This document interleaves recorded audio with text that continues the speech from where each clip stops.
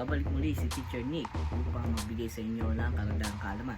Ngayon, ang ating tatalakayin ay Episode 3 entitled Social Science, Diverse Concerns in Society. So, ano ba ang mga ano ba ang kalagayan ng lipunan, especially gusto ko nga mag-focus dito sa Pilipinas. Ano ba ang dapat pag-usapan natin pagdating sa lipunan ng Pilipinas? Freedom of speech and of the press, freedom of religion, at ano pa ba? Mga it's all about educational system, especially social justice. So yan ang mga pwede natin talakayin. At meron akong nakuhang source na kung saan very familiar sa akin, at at the same time ay mapupulutan ng aral. Ito ay ang source na locusassignments.com. So dito dinidiscuss dito sa website na to about impact of social issues in education. So ano ba ang mga social issues na maaaring makaapekto sa education system ng isang bansa, especially ay sa Pilipinas. Alright, so let's start. First is, ano ba pag sinabi natin social issues? Ito ay tumatalakay sa kung ano yung mga pinag-uusapan sa lipunan. Katulad na lamang ng yan, kung freedom of speech, social justice, ano ba, crime rate, minimum yung pagtaas ng sahod ng mga teacher, ng mga public officials, ano ba ang mga naipapasang batas ng Kongreso, ano ba ang nangyayari, no, sa lipunang ginagalawan natin, mga social issues na tinatawag na maaari makapekto sa education ng isang bansa. Dahil teacher ako at gusto kong mabigyan ng mag-lecture sa mga aspiring teachers, and at the same time those seasoned teachers. Of course, class problem number 1 is classroom racism. What is this? Classroom racism, meaning to say, what are the things that we need to consider with it when it comes to racism, especially inside the classroom? Of course, number 1 is physical aspect of a student. There is sometimes a problem for the teacher how to distinguish the problem inside the classroom. Is there a racism in the classroom? No? Kumbaga, syempre normal na there's matalinong bata at merong mahina sa klase. Masasabi ba natin na racism na agad yon pagdating sa loob ng klase? Or o ba sinabi natin maitim ang isang estudyante at maputi isang estudyante, racism na ba agad yon? So according to this site, it talks about how the teacher approach those problems, how the teachers might think a solution, how to balance the treatment sa mga estudyante, kasi diverse yan eh. There's a diversity of learning, diverse ang mga estudyante, bawat isa may mga pangangailangan, no, whether we like it or not. And maybe you might disagree with me that there is always a factor that might affect the student. At kapag sabihin natin may mahina ang estudyante, it doesn't mean teacher factor or student factor. Of course, for me as a teacher, no, more than 5 years nang nagtuturo sa academic institution, that I recognize the problem as a challenge. No, example, pag mahina ang bata, talagang mahina talaga, what would I do? Okay? Papamukha ko ba sa kanya talagang mahina siya, or I will think a solution for them to be able to realize the importance of education, the importance of life, if they did not seriously take, no, na hindi nila seryosohin ng pag-aaral, ano ang mangyayari sa buhay nila, no? Of course, papasok ng mga philosophical approach, no, mga theories on how to handle those problems. Of course, no, number one, yun. Ano ba ang concern? Of course, pinaka number one concern pagdating sa uh, issue ng classroom racism is what? What do you think, teachers? What do you think, student? No? Ano? Competition. That's whatever competition, that is the thing that we need to consider. Competition. Ano ang, as a teacher, anong ipopromote mong competition sa mga estudyante? Of course, common language is there is always a healthy competition. But what if hindi mangyari ang iniisip mong healthy competition? No? Ano ang mangyayari doon? Alright? So, to have a healthy competition, of course, you should have a plan on how to distinguish different strategies, methods, or techniques, how to promote healthy competition. Alright?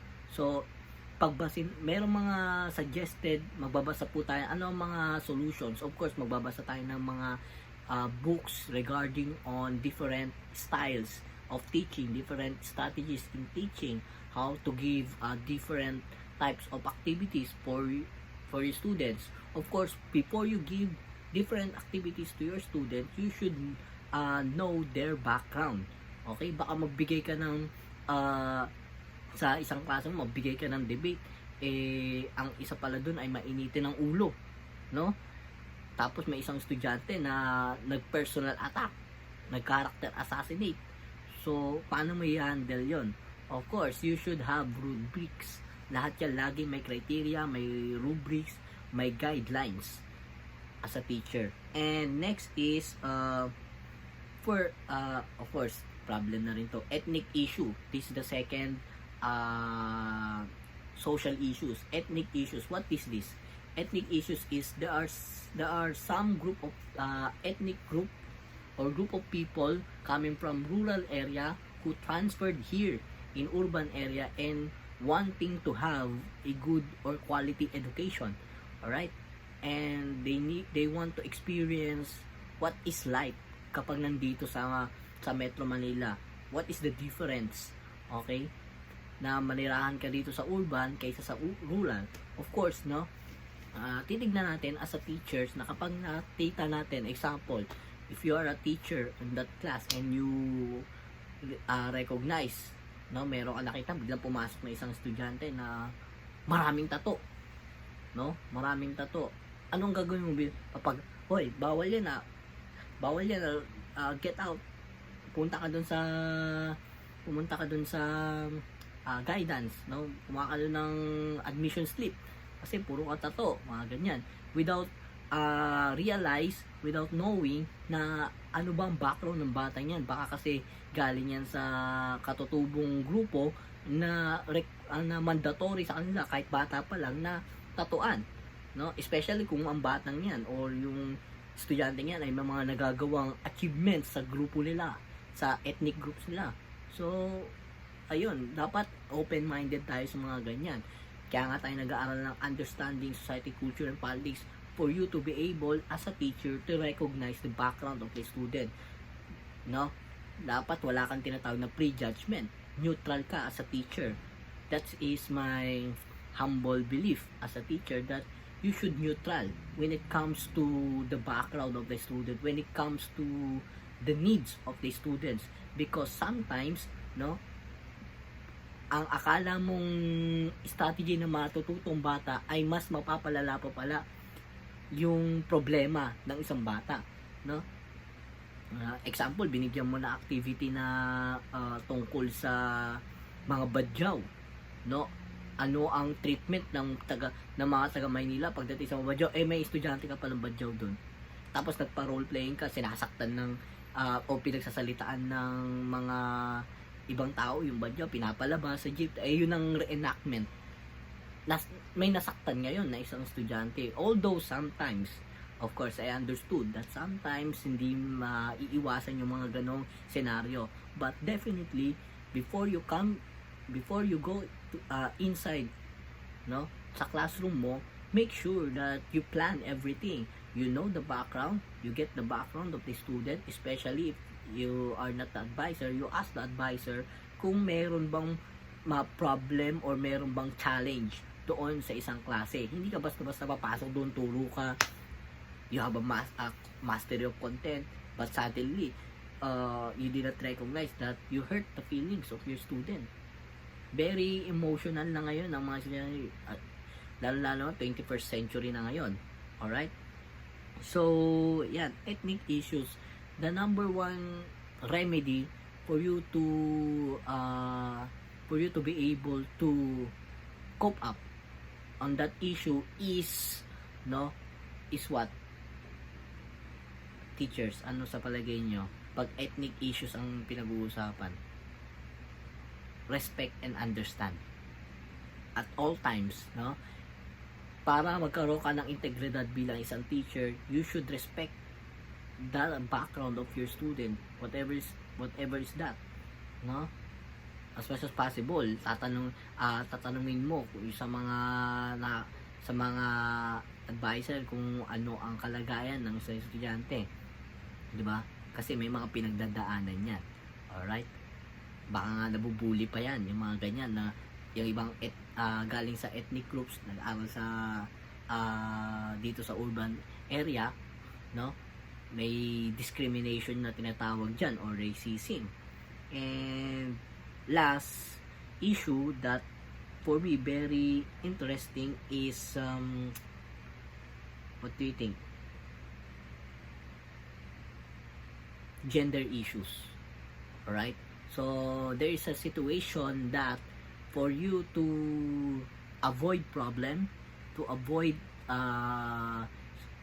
circumstances, no, as a teacher, ay kung ikaw ay magpapa-research ng isang bagay, lalo na kung ikaw ay social science teacher, please make sure that you give guidelines, especially sa gender issues na tinatawag, because in this society here in the Philippines, we already acknowledge the LGBTQ plus community. We acknowledge them. We do not hate them because of what they're doing. We do not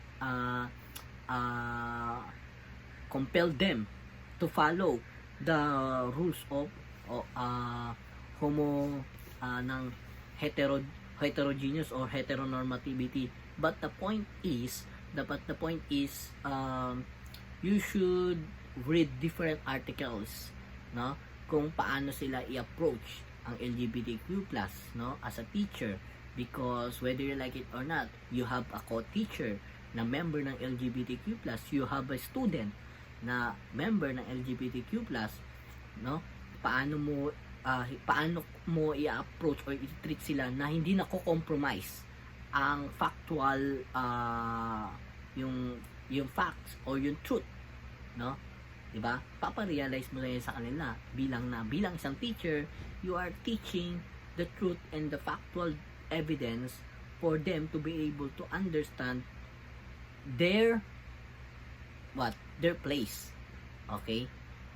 Number one, nag-raise ka ng issue about same-sex marriage, no? May mga LGBTQ plus kang estudyante, may co-teacher kang member ng LGBTQ, you raise an issue which is baka hindi pa handa ang iyong estudyante na magkaroon ng sabi nating debate, okay, pros and cons, tapos mo agad sa kanila, pinadebate mo agad sa kanila ng ganon, no, that which is hindi pa handa ang isang estudyante. Paano mo ngayon babawiin yun? Of course, you should explain first, no, yung difference and yung treatment. We acknowledge them kasi nandyan na sila, but if you para sa iyong guidance, I suggest, I highly recommended that you should listen about the oral arguments of on YouTube of Supreme Court, diba? That is our basis, that is my basis as a teacher, no, oral arguments, civil service I think this is a case of civil registry commission versus attorney falsis, no, oral arguments, which is ang lumabas decision is they did not grant the petition of same-sex marriage of Attorney Policies. Nasa ano po yan, nasa YouTube po yan ng Supreme Court, oral arguments, no? Para hindi po tayo makasuhan ng kung ano man, or hindi tayo, there's no such thing as insinuation, no? Sabi ko nga, as a teacher, neutral tayo. They acknowledge them because we have what we call a cultural sensitivity, alright, cultural relativism, that they recognize them as a member of the society, as a subgroup of the society. Therefore, we do not discriminate them. Therefore, we do not hate them. No? Turuan lang, sabihin natin kung ano yung nararapat, kung ano yung mga natutunan natin in a proper manner. Okay? Hindi mo pwede silang husgahan. Bakit? Diyos ka ba? Para husgahan mo sila? Of course not. Okay? As a social science teacher, the movement, you observe their movement, their behavior, no, their advocacy as a human being, then study, then compare and contrast the different